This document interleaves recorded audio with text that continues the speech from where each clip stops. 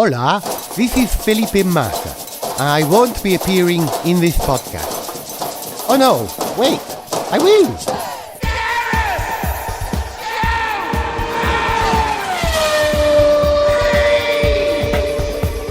Hello and welcome to Gareth Jones on Speed. Just two of us this time. I'm the one called Gareth, he's the one called Richard. Hello.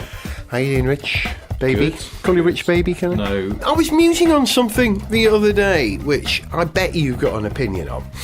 And that is, if you want a premium car, the smallest sort of size premium car that you can go for is about the size of the Mercedes A-Class, unless you buy a Mini. I reckon the Mini is the only proper premium small car. Well, now by premium, you mean you pay a bit more for it, but it's a bit nicer. It's a bit nicer. It's a sort of marketing thing, isn't it? Because I suppose it used to mean premium would be like BMW, Mercedes, being your sort of big two German ones. And the Mercedes C-Class was one of the best-selling cars in Britain in 2016. So was the 3 Series. So were a lot of BMWs, including the Mini. Yeah. So selling more than Mondeos, perhaps? Yeah. Certainly That's been the case for a while. Yeah. And sort of premium in inverted commas doesn't mean exclusive. That's the great trick they're pulling, is that they're selling lots and lots of cars for more money than Ford or Vauxhall can charge. And everyone still sort of thinks they're somehow sort of quite special, and they're not. I mean, it's like sort of almost everyone has a BMW or a Merc these days. And similarly, all the stuff that you would traditionally only find on Mercedes and BMW, you can get on a Ford, even to a lesser or greater extent. Hyundai and Kia offer that kind of stuff now as well. So what is premium? Well, they're still able to make you feel like you're getting something that's a cut above. Is it just the badge? No, because I think you get into most of those sort of cars and they feel a bit nicer somehow than a Ford. I can't quite explain it because Ford interiors aren't bad. Yeah, Vauxhall interiors aren't too bad. Hyundai interiors are all right. I mean, it's the fine detail, isn't it? And I don't necessarily think it's the experience of going into the showroom, because my brief experience of BMW dealers not that long ago, and I was thinking of getting an i3 again, they were not all brilliant, some better than others. Yeah. It is only 2017. It's terribly silly of me to expect someone to return an email. Why would you, when it's your job to try and engage customers? That's just silly, isn't it? Oh dear. But not all of them, though. There was a chap I was dealing with at BMW Park Lane, and he was very good at that. So it's not all. They can't tar them all with that brush. But where were we going? Yes, it's not the dealer experience. I mean, I think there's a baseline level of crapness with car dealers, isn't there? People who are supposed to sell for a living, their idleness and their ineptitude. And then, more recently, I was fishing around for some offers on Renault Zoes, because I'd heard whispers of some incredibly cheap deals going, and I thought, if I can find a Zoe for as cheap as they could possibly go, maybe I'll do it, because of this ongoing thing where I think I should have an electric car, and then I don't get one. And there was one chap I dealt with, and I can't even remember which dealership it was, where in the country, because I was basically fishing all over the place, because whoever would do cheapness was getting my business. It hasn't happened. Long story. Because I promised cheapness didn't come to that much cheapness, as it turns out. There was a whisper of a deal which then they couldn't honour, because it's a long story anyway. But this other guy, you have never encountered somebody who patently didn't read what had just been sent to him. So I'd say, right, here's what I'm looking for. And also, and you realise how car dealers now, everyone's buying on finance, aren't they? Or it's sort of, it's a PCP or it's a lease or whatever. And so they're used to sort of having to say, how much deposit have you got? And someone says, oh, well, I've got £2,000. And they'll go, OK, well, then your monthlies will be this. But they're just moving the slider. The total amount of money that will leave your bank account over a 2 or 3 year term will broadly be the same. Right. But they're trying to bamboozle you, I think, a little bit, the less experienced car buyer, by sort of saying, no, don't worry, we'll only take £1,500 as a deposit, and then your monthly payments will be just £349. And I go, oh, actually, I was expecting, I could afford £349 a month. And it's like, yes, but they could make the deposit £1. They just have to make those monthlies higher. Or they could make you put down £5,000 or £10,000, and then your monthlies would only be £200. You go, oh, only £200 a month? That's brilliant. Yeah. No, you've paid £10,000 up front, you idiot. And I do think that's how they get people. Lack of clarity is exactly. Just keep on moving the sliders around. Yeah. And it's not misleading. It's just that you have to add everything up, including in the admin fee and all this sort of stuff. And so I said to him, I just want the total cost is all I'm care about. I don't care if you want a massive deposit from me and little amount, that's fine. If you want tiny deposit and then slightly more. But when I add it all up, it has to be I have a figure in Smaller mind. amount, and it has to be smaller. That's a good approach. Than you can conceive. And then he wrote back and he went, so how much are you looking to spend a month? I was like, no, let's recap on this. And I said in my original email as well, look, am I going to be doing fewer than 6,000 miles a year? They tend to sort of band these leases and things by how many miles you're going to do. And then he wrote and he went, and how many miles a year? And I just told you this! No, he's incapable of reading. And then he started getting facts wrong about the car. Oh, no. Dude, I've been doing my research on this. The end. You just, yeah. Oh, dear. And so in the end, and he couldn't do anything decent on the price, and just as a final, this is the mot juste of the whole thing. You just go, actually, I don't think I mean mot juste, do I? I don't know what I mean. Well, use the word, because it impressed me. I have no idea what it meant. It means the motive, doesn't it? But it's not motive. I don't mean motive at all. Raison d'etre? I mean, what am I... There's probably... I wish Zog was here. He's brilliant at this sort of stuff because he speaks French. But anyway, the final sign-off, the payoff, that spoke volumes about everything about this blithering buffoon trying to flog Renaults in some godforsaken corner of Reading or something. I wrote back to him. I just went, look, I'm afraid I can get a more competitive price elsewhere, so I'm out. But thanks for your time. All the best. Bye. And he wrote back and just wrote, you're welcome. Y-O-U-R. Welcome. That's just like, there we go.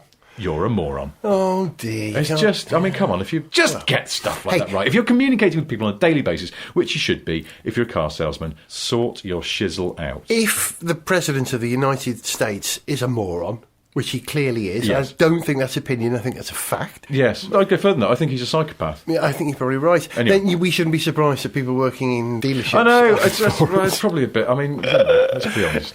Anyway. Yeah, so premium cars, we were talking about we've premium drifted minis. quite far from the shore on that one. It's good. Premium small cars, the Mini is the only one, I think. The Audi A1 doesn't quite cut it for me. Do you remember when Vauxhall put out the Adam? Yeah. Which, as a name, is flawed. But the Adam, they were trying to sell it as, the Mini, this sort of premium. You're not going to sell a Vauxhall as a premium car, are you? No, but you can sell stuff if it looks cutesy. I mean, Fiat's not a premium manufacturer, in inverted commas, and yet the 500... has a bit of that to it. And what the 500 does is, and I know because I bought one new many years ago, is it has a lot of options, so you can personalise it. So although, again, it's one of the best-selling cars in Britain, it's certainly, I think, still in the top 20, it feels like when you buy one new, it's your car. No one has one exactly like yours. Because that's the thing, I'd never bought a new car before. Same with Minis. Exactly the same with Minis. And to an extent, same with 3 Series. You know, I mean, I know a lot of people are running around 320Ds because they're actually company cars. But if you went in and bought a 3 Series... you could play tunes on the options list to your heart's content. Can I have a bright purple interior? They'll go, yeah, of course you can. Of course, that's off the individual options list, so that's going to be $3,000 or something like that. But you can do a lot of things. And yeah, can I have a light-coloured headlining or a dark-coloured headlining or medium headlining? You know, there's a lot of scope for personalising that car. I was buying our Fiat, and I was in the Fiat garage in town, in Marylebone, in London. And I decided I didn't like the seat fabric, so we had the leather interior. Ooh, fancy. Because it wasn't actually that expensive for leather interior, because as it turns out, most of it's not leather. And then I wanted something else on. Oh, I think the leather gear knob was sort of like 50 quid to match the interior. And I went, can I have the leather gear knob? And the salesman went, you can have whatever you want. We're going to build it for you. I've never bought a new car before, and I forgot you can do exactly what you want. Have it your way, as... Who says that? Burger King. Burger King, yeah. Yeah, they don't mean it. I've been in and got, can I have 3 chips, please? They won't do that.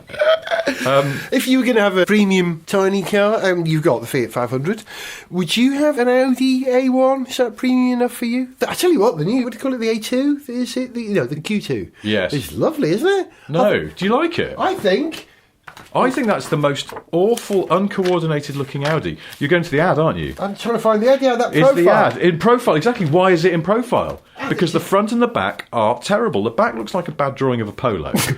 And the front is this new Audi front that's really not a nice design. It's messy. The profile, I like what they've done, putting the Audi rings in the third... What do you call that, the sixth light? Do we call that the third? The third light, yeah. Third light. I'm not sure that is. That's a pillar. That's solid. But having the Audi logo there, like they used to do in the old A100, yes. with the CD part. So it should have CD. Yeah, but I bet the CD on that car's higher than a 1982 100. Anyway, it's got a little bit of BMW i3 about it. It's got a little bit of Mini about it, but much better than both of those cars. That's sort of strange. Have you seen one in real life? Do you know I haven't? The only one I've seen on the road.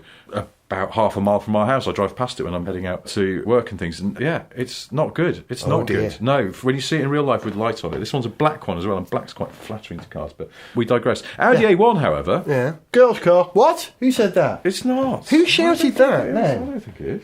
But, well, it's funny enough, because down the bottom of our street, someone's got one, and it's grey, and it's this lovely sort of farrow and ball sort of tasteful grey, and it's on some really nice alloys. It's the 3-door, and I walk past it all the time when I'm walking the dog, and every time I do I go, that's a really nice looking car. It's the colour that does it. It's the colour just suits. You know how colours sometimes, specific colour suits a specific car. Yeah, indeed. This, clearly, and I've never seen another A1 or any Audi in this grey. It's almost a bit undercoaty, but it's tasteful. Is it like the grey that you can get a JCW, you used to be able to get a JCW Mini? Yes. Slaty. Yes, slaty. Yes. You like that, slaty? It's got a bluish tinge to it, yes. Yeah, oh yeah. That colour, my mother...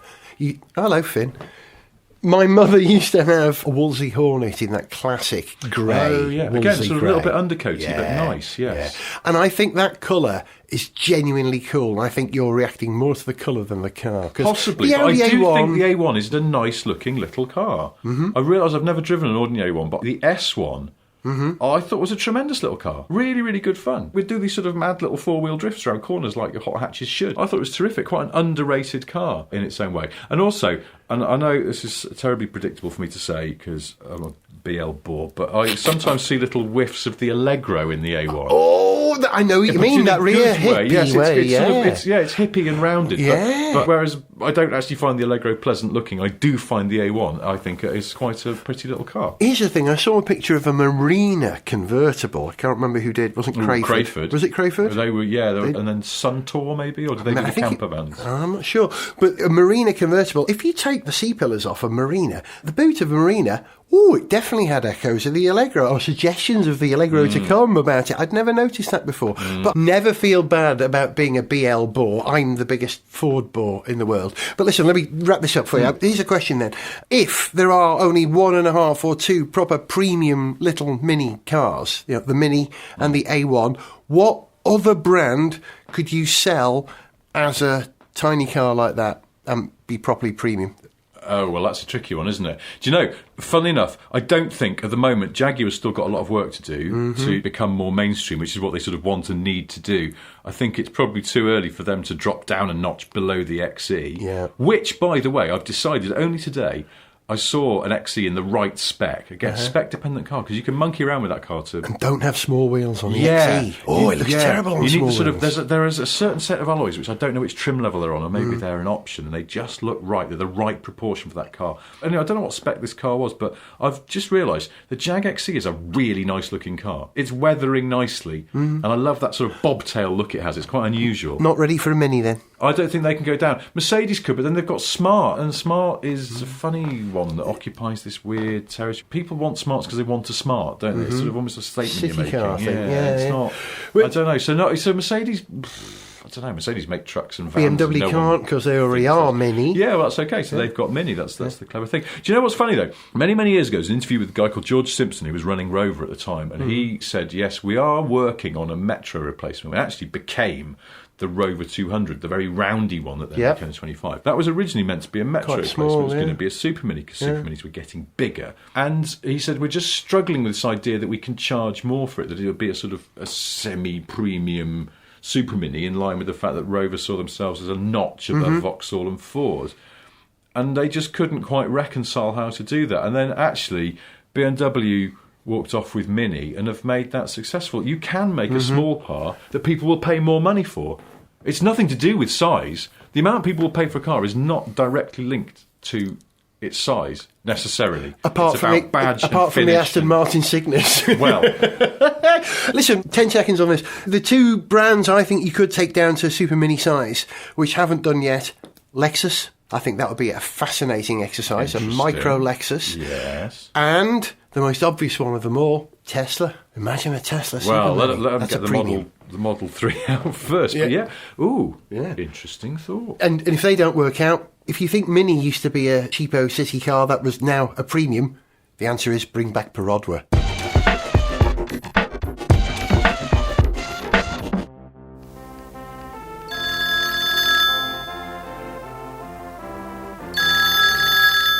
Hello, Perodwa Cars. Mr. Perodwa speaking. Mr. Broadway, it's your head of analysis. We have an exciting update, sir. Your exciting update sounds exciting. Please continue. I have just discovered that Broadway was mentioned on a British podcast, sir. Excellent. Add this to the tally of mentions for the last 12 months. Tell me, what does the tally stand at now? 1, sir. Excellent. Maybe soon we will sell one of our cars. Sniff Petrol with Gareth Jones on speed! I'm on the road again, as I often am, from London to North Wales, and at that very moment I pull away relatively silently, but not completely silently. I'm in a Toyota Auris. I know Toyota tend to say Auris, don't they? But I'm going to say Auris, Toyota Auris. And I'm driving it up to North Wales because I've got a gig I'm doing in North Wales this weekend. And I thought it'd be an opportunity to take some coals to Newcastle, because this car I'm driving was built in Burniston in Derbyshire, but the engine was built at the Toyota engine plant in Flintshire in North Wales, which is my county, literally down the road from where I was born and brought up in North Wales. So I can almost claim this as a Welsh car. So bang, that gets a mention. You may have noticed we pulled away quite quietly there. I say we, I mean you and me. There's no one else in the car with me. Although I think you lot are actually quite used to driving around with me. The last time I did the trip up to North Wales was in the Sora, and the time before that was in the Rolls Royce, the Wraith. So I've made quite a different choice this time, for good reason. I've got to go up on a Friday, and if you've ever driven north or south on the M1 on a Friday, or the M6 or the M56 or the A55 all the way to Llandudno, which is where I'm going, you'll know that traffic can be really miserable. And I was reading the spec sheet on the Toyota website the other week, and it said choose the Toyota Auris Hybrid if your journey has lots of stopping and starting. Yep. Well, that's just about every journey in the 21st century, unless you live in the middle of the Hebrides somewhere. So you can see that there's a lot of sense in having a hybrid system in your car. And it's an interesting hybrid system in this car. It's a mild hybrid. Yes, they call it a mild hybrid. Oh, I'll just give you a little bit of assistance. I'll recover as much energy as I can, but I haven't got a very big battery. I'm a mild hybrid system. Does that mean that the Prius is an aggressive hybrid system? I will recover all energy and utilise immediately. Very aggressive. Not this. Mild. Oh, I'm from North Wales. Quite mild in North Wales. So the first thing that you notice, if I can quote the mighty Chris Coffey, the first thing you notice is that the braking, of course, is slightly different to ordinary cars' braking because of the energy recovery, and it takes just a little while to adapt to it. It's just a matter of driving style. We expect all cars to be the same these days, don't we? But they don't have to be. You know, you can get a similar experience, but you drive appropriate for the vehicle that you're in. I'm also intrigued about how the best way to drive this hybrid is. There's a school of thought that says you should freewheel as much as you can. There's a school of thought that said you should slam on the brakes, and that gives you maximum energy recovery. I don't know which, but I'm going to try and explore hypermiling. I'm driving up to North Wales. It's over 250 miles, perhaps 270 miles to where I'm going in Llandudno. And looking at this car with a full tank, it says it's got a range of 599 miles, which means I could do the entire journey without putting any fuel in. I wonder. Let's see if that's possible. Oh, I'm just passing an M Sport van. I love those. I tried to get one for this programme. M Sport are a it's South Walian company called Van Sport, who convert Ford Transits into rather cool motorsport looking vans. I tried to get one, failed to, unfortunately, but I will try again having seen one. Anyway, sorry, back to the hybrid and the way to drive it. This journey is going to be stop-start, so I don't need something like the Wraith or Mysora, which will blast its way up elegantly and quickly. No matter how quick I drive, I'm not going to get there any quicker. I'm expecting it to be about 4.5, 5 hour drive. I left London at midday. It's now 12:30, and I'm nowhere near the bottom of the M1 yet. Well, I'm relatively near. I'm at Hampstead Garden suburb, if you know your London. Not that it matters. So I'm still in the burbs, man. But I'm leaving the burbs. I'm going to go to the country, going to the seaside, and I'm going to drive past the place where this car's engine was built. So we'll get to that a little bit later in the journey. I was also very pleased. The first piece of music I heard in the car when I turned it on was Totally Wired by The Fall. And this car isn't totally wired, it's partially wired. Being a hybrid, it does have an internal combustion engine as well. In fact, it's got a 1.8 little 4, which produces about 136, I think, brake horsepower. 136, one of the two. And it's got a little Lecky motor. I don't know the spec of the Lecky motor, and I'm not certain of the size of the battery pack. I'll have to check it. But the thing I do approve of with hybrids is pulling away under electric power. It is the logical thing to do, Captain. Yeah. Why have a stop-start system when you can pull away, use a slightly larger motor than you have for an electric starter, barely any larger, to get the car moving and then bump start it? It gives you a smooth pull away rather than that engine start. I know it means you've got to have a larger battery pack to accommodate enough power to be able to pull away every time, but you've always got the internal combustion motor if you need it.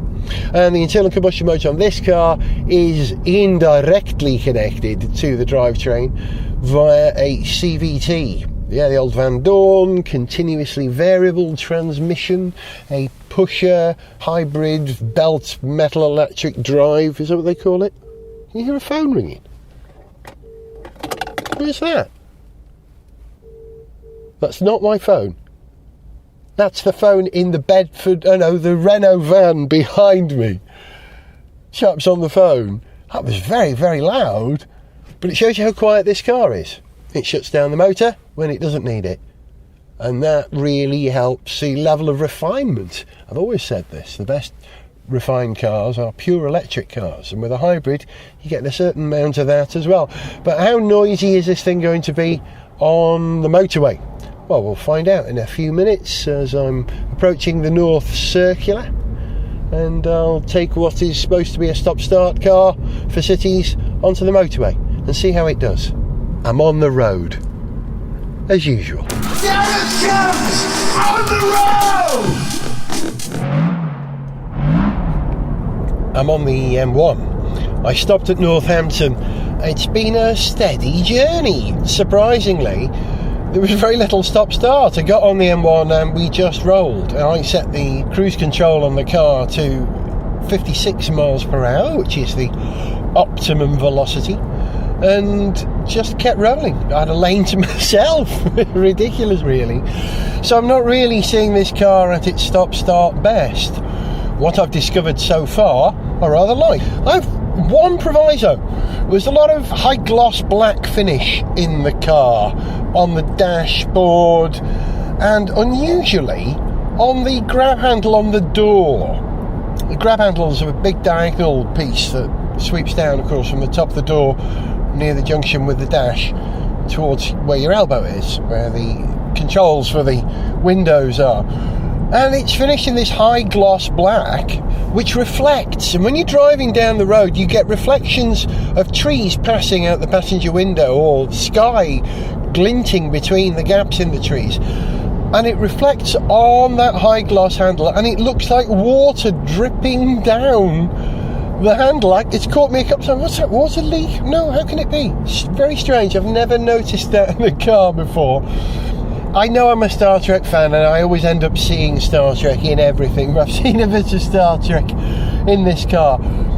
The design of the air vents in the car look like the warp nacelle inlets on the Enterprise that features in the J.J. Abrams reboot of Star Trek. It has these sort of rotating things, almost like the turbine blades, the way they rotate gently in the nacelle of a jet engine. I've no idea what purpose they have in a warp nacelle, but they reminded me of those, and that cheered my heart. It's a cheery little car. And get this, I'm driving in eco mode. I made the decision to try and hypermile this entire journey. Well, the journey up anyway, and let's just see how that goes. So I'm cruising at 50 or 56 miles per hour, depending on the enforced speed limit on the M1. And it's curious watching the fuel consumption gauge. Let me just get it up on the dash as I rotate using the controls on the steering wheel. Okay, I've averaged at the moment 49.4 miles per gallon. That's including, 7 miles, 8 miles maybe in London and on the North Circular. So not all of it has been free-flowing. The early section wasn't. But that's pretty good. Average, 49.4 miles per gallon. Now, I've had it on cruise, as you know, and you get this average, but you also get a spot check, a digital update of how economical your car is being. And frankly, I think it's a bit optimistic. It's showing between 75 and 100 miles per gallon on average, despite the average for the journey being 49.4. Curious. I dare say that you could drive this car very gingerly indeed and get some terrific mileage out of it. I'm driving it quite gingerly for me. I usually foot to the floor and let's go, Gareth Jones on speed and all that, but I'm trickling along subtly here and getting 50 miles to the gallon. That's okay, that's good actually, isn't it? Let's be honest, it's a petrol car, and once upon a time 50 miles per gallon was something that only a good diesel, a very economical diesel would get. But look at this, 50 miles per gallon in a 1.8 four-cylinder car, capable of carrying 5 people with some degree of style. I have to say I'm not completely sold on the style of this car. This is the business edition, which has 16-inch wheels, and it has the touchscreen and all that, which works, and I'm very pleased to say that I finally got my phone music to play through the car. It took 2 reboots of my phone and a message on my phone which said that the client wanted to install some software, and I don't know who the client is. I've never seen that before on my Android phone. So I said, okay, go for it. It did, and then suddenly the music played. So is this car talking to my Sony Xperia phone and putting bits of software on it so it works? If it does, fine, it's Toyota, I'm happy with that. I think in this light of connected cars, you need to be able to trust the thing that you're connecting your personal device to, because in this age of Trump, I'm kind of concerned that internet security means that the CIA will be reading my Slade playlist on my phone. No, what will they think? This guy wants 1972 back, he must be a communist. Maybe they'd be right. Anyway, not the communist in me, but the eco-friendly Gareth Jones in me is enjoying rolling along. It really does actually remove a lot of the stress if you just say, look, I'm not going to try and be the fastest on this road. I'm in no particular hurry, so I'm just rolling at 56 miles per hour. That's fine. I interrupted myself there, didn't I? Rather like Murray Walker. I was telling you about the look of the car. Yeah, I'm not completely sold on it. I think there are far better looking Toyotas in the range of cars available at the moment. I think the Aygo is very bold, very cute, wonderful little thing. And I think the Avensis looks better than it should for a car in its class. And this is okay. It's a bit short. I'm driving the 5-door hatchback, the business edition, like I said, with 16-inch wheels, which is okay. It's all in the wheels. It's a bit business. The way the car looks, it could be a Hyundai. And I don't mean that as an insult to Toyota. I mean that as a comment on the confidence of Hyundai's design at the moment, which is pretty good, isn't it? It's pretty good. And getting better all the time, if not a little conservative. And this car is not necessarily conservative. There are lots of detailed wings and flutes and creases and lights emerging from the bodywork in strange ways on this car, but maybe it's just the colour. The colour is called denim blue, and it's that slightly pale denim that we haven't worn since 1982, have we?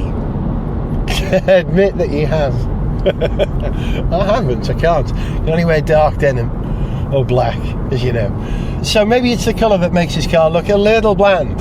I bet if it was red, I liked it more. I bet if it was white, I'd like it more. I bet if it was silver, I'd like it more. Maybe I'm reacting more to the colour than the style of the car, and I mustn't do that. Look at French marques these days. They put lots of bright colours on cars. You can buy the Cactus in some great colours, the DS range in lots of colours. And of course, Renault, they like a very metallic colour these days, don't they, with their ochres and their blues and their yellows with a bit of gold in it. But maybe this car would improve with a better colour. But hey, as a piece of engineering, it's nice. Richard Porter always says this, and he's right. You know, when you look at the key and you go, how good's the car? You can tell from the key. Well, in this case, I think the Auris must be a fantastic car. The key's ace.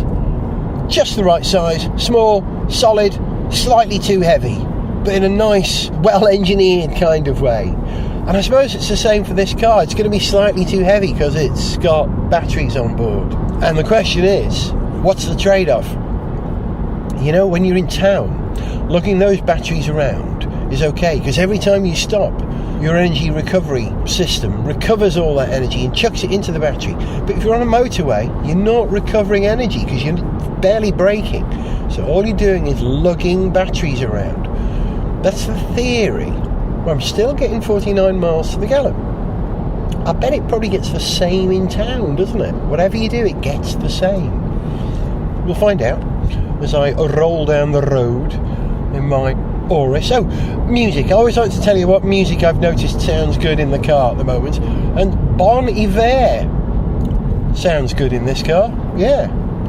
That high falsetto vocal. I don't know. Maybe it's just the volume of the cabin that creates the resonant frequencies that works to. But there you go. Who'd have thunk it, eh? That a Toyota Auris likes Bon Iver.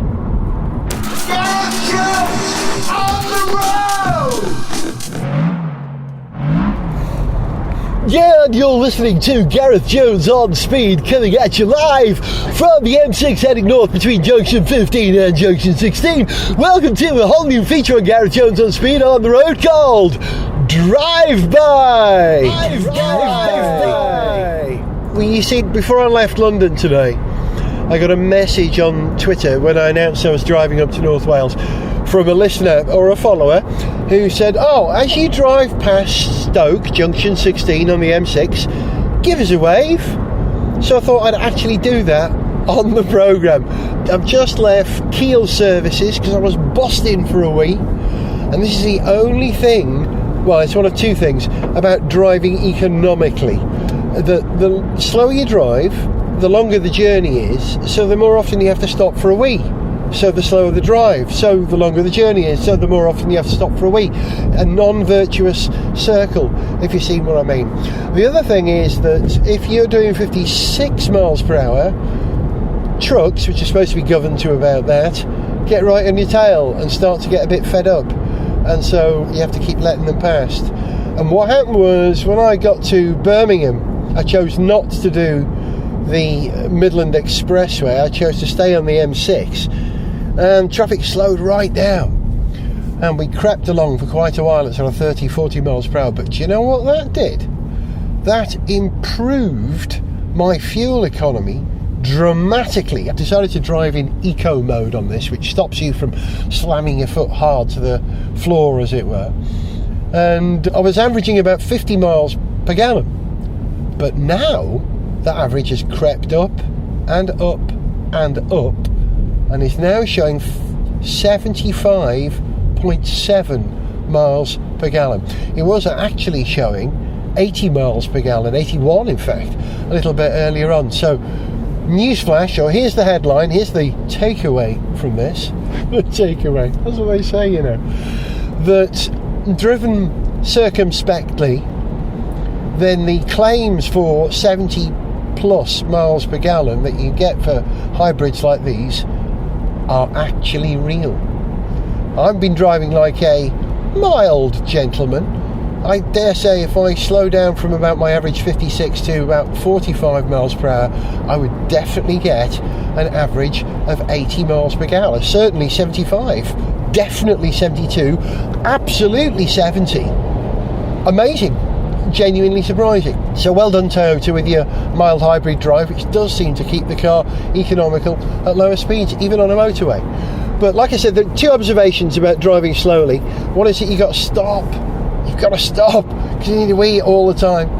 And the second one is that if you drive that slowly, you won't make your destination by the time you've got to be there. And if I look at the map at the moment, it says I'm going to arrive in Llandudno at 8 minutes to 6, which is a little bit later than I would have liked. But I'm happy because I've established what I needed to know. You know, I've driven 150 miles or something, 163 miles it says, at sensible speeds, and I know that this car will be economical. So I'm going to come out of eco mode and I'm going to press, not normal mode, but power mode, so I get to my destination as quickly as I can. Otherwise I will be late to introduce the events of the weekend to the 2,500 to 3,000 people. Oh, suddenly this car's come alive. I can feel my throttle suddenly becoming a lot more alert. I can genuinely feel it. That immediately, even maintaining the same speed, there's a sort of a softness to the resistance of the pedal that you get, the feedback.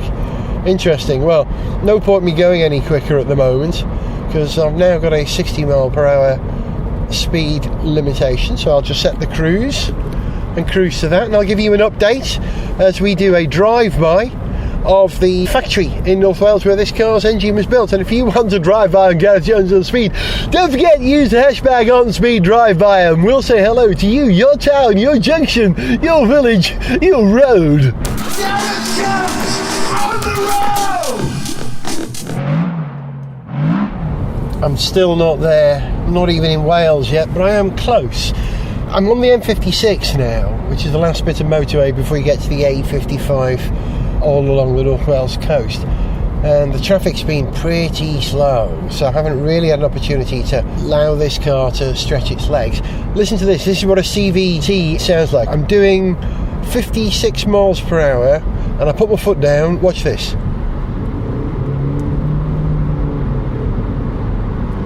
Yeah, the engine revs pick up first, and then slowly the car picks up. I'm now doing 62 miles per hour. You know, there's that lack of correlation, as some people say, a disconnect. I think they mean a disconnection between what your pedal does and the sound and what the car does. But that's okay, because that's the CVT. This car is engineered and biased towards economy, and if a CVT gives you that economy, cool. If it sounds different when you drive it hard and fast, that's cool. Anyway, the journey's been long and boring. It's now 5.25 hours since I left London. It's not been a quick one. But to get me through boring old journeys, there's things that I do on journeys. I bet there are things that you do as well. You have sort of standard markers. The one I'm thinking about at the moment is the Old Man of Fellsby. There's a mountain just to my left, it's Frodsham in Cheshire, where there's a mountain with what appears to be a man's face as a profile. And being as Gary Barlow from Take That is from round here, I always told my kids that it was Gary Barlow's face. Gary Barlow was the Old Man of Frodsham. That's right, Gary Barlow, the Old Man of Frodsham in Take That. Sounds more like a Beatle than a Take That member. Anyway, here's the thing that I do when I'm driving down the M56. I look for a landmark over on the light, and that is a flame that burns. There's an oil refinery, a chemical works called Stanlow, that was made famous by orchestral manoeuvres in the dark before they were called OMD, when they were orchestral manoeuvres in the dark. And they recorded a song which I'm sure I could sing you one line without having to pay for it. It goes, "We set you down to care for us, Stanlow, an image fading fast." Why didn't they say fast? They're from the northwest, not fast. But there's one chimney which burns with a flame, and you can see it from miles around. And I used to remember driving back from gigs with the Alarm when I was an Alarm roadie in a van, and we'd see the flame in the distance when we knew we weren't far from home, and Nigel and I, Twist the drummer, would sing together in perfect harmony. We set you down to care for us. And Nigel would take the top part of the descant of the harmony. Stand low. And I'd sing, stand low. That always sounded quite nice to our ears. We set you down to care for us. Stand low. So I'm reminded of that. And the other thing that comes up is a landmark. Well, it's the English-Welsh border. And what I do when I get there, I'll tell you when I get there in a couple of minutes.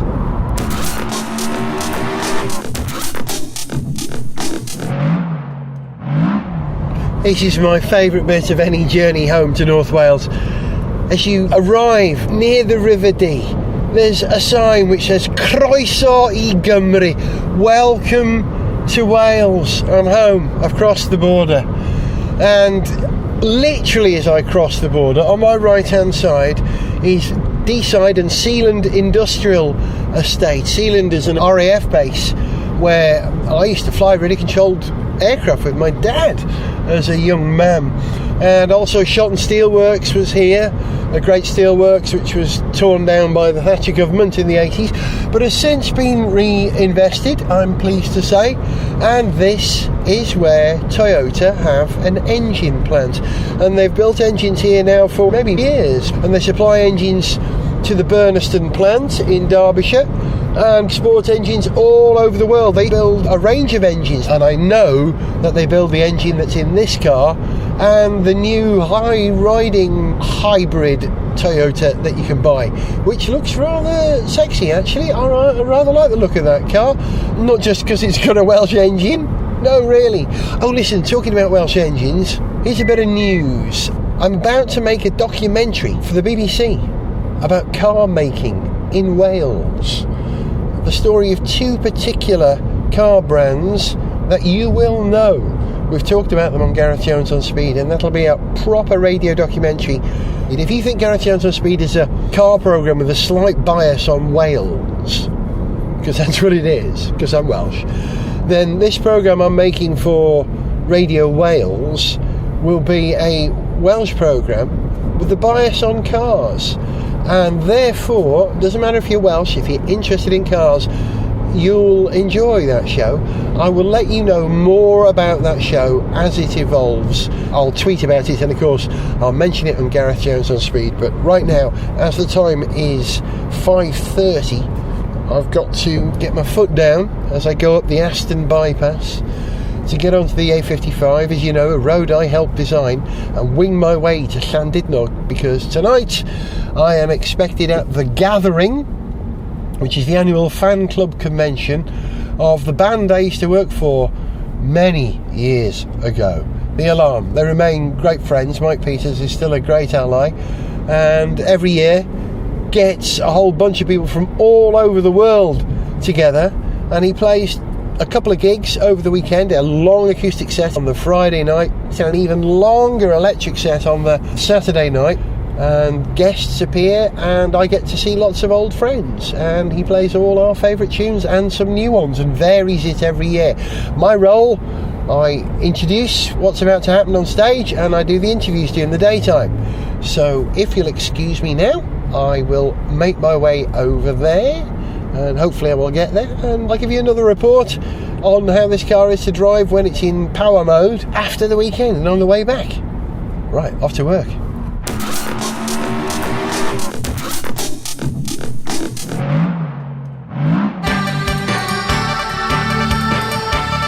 And finally, with the merger between Vauxhall Opel and Peugeot Citroën close to fruition, the two car makers have outlined plans to consolidate their model ranges.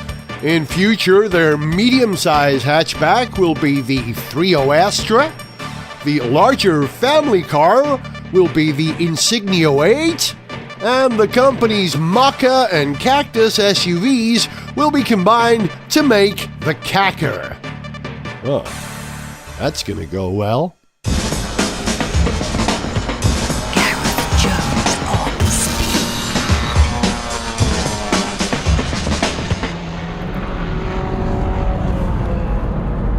I'm on the road again with a slightly huskier voice than I had last time we spoke. Hello, it's Sunday now. I'm on my way back to London, having completed the gathering, and it's fun. And there's always a great deal of singing that goes on, and it's the singing that does my voice in. It's those top lines. I can't resist them. So apologies for being a bit husky for this last part of the show. But I thought I'd better come to a conclusion about this Toyota Auris, which is great. It really is great. I wouldn't say it was characterless. It's very low profile. Can you hear the potholes? We're hitting potholes on the M1 at the moment, near the M25. I've got a term for the traffic that you meet on the M1 where it meets the M25. It all kicks off round about here. There's an awful lot of lane changing, people driving really, really fast and squeezing in and not paying attention and all that. And I call them Luton lunatics, or Luton ticks, if you want. I'm not blaming the people from Luton, it just seems to be a hub for stuff. It's been okay today, but watch out for that one. What do I think about the styling of this car? I think it's good. I think it's colour dependent. I do wish it was the estate version. I think they call it the sports touring, don't they? Which I think makes it look a bit more complete a car. I've seen a few of them on the road, and the sharp, pointy deltoid nose that it has that apes the Avensis isn't too bad when it's given a bit of body length. But when you've got a short, cut-off back, the 5-door, it's not as attractive. It's not unattractive, but I think the longer car is properly attractive, proportioned well. But hey, it's a Kurtz car, a short car, it's a city car, because it's a hybrid. Yeah, that makes sense. It's all been very calm in the car. I did a calculation on the amount of fuel that I used on the 280 miles that it was from my house to Llandudno, and then sort of 10 miles back up the road. And the last section I was driven pretty spiritedly. I drove it in power mode, so I got there in plenty of time and enjoyed some country roads in North Wales. And I've averaged 60 miles to the gallon, which is really very good for a petrol car. And in an age when diesel has become unfashionable, I think the pendulum has swung back towards the petrol car, and certainly energy recovery. There's going to be an awful lot more of that, and as technology develops in pure electric cars, better batteries, more efficient motors, lighter motors, smaller motors, then those sort of benefits are going to trickle down to hybrids, or trickle on over to hybrids. We'll have some very, very economical, thrifty cars in the future with petrol engines, for a little while anyway. Yeah, this car is thrifty. If I had to sum it up in one word, it would be thrifty. You cannot argue. It's not a great driver's car, it's not a bad driver's car. It doesn't roll like a Renault, it stays nice and flat. It's reasonably predictable for a skinny tyred 16-inch wheels, front-wheel drive car. The electric steering's a little bit numb, but it's kind of effortless. And I've learned that the British traffic system is nothing if not unpredictable, because I chose this car thinking it would be stop, start, stop, start all the way to North Wales, and it wasn't. We just rolled slowly, but rolled. And on the way back down to London, I've rolled. I've put it in cruise control. I've adapted the speed with the column stalk slightly, barely touched the pedals, ever. So I'm not really seeing this car at its best, but what I have seen of it has been very good. I'll leave it to you to look up the price and spec and all that. That's it for Gareth Jones on Speed. We'll see you soon. See ya. To send us an email, see pictures, get song lyrics, join our Facebook fan site, follow us on Twitter, or to find out about sponsorship opportunities, go to garethjones.tv. Gareth Jones on Speed is made in London by Whiz Bang. Gareth Jones on Speed!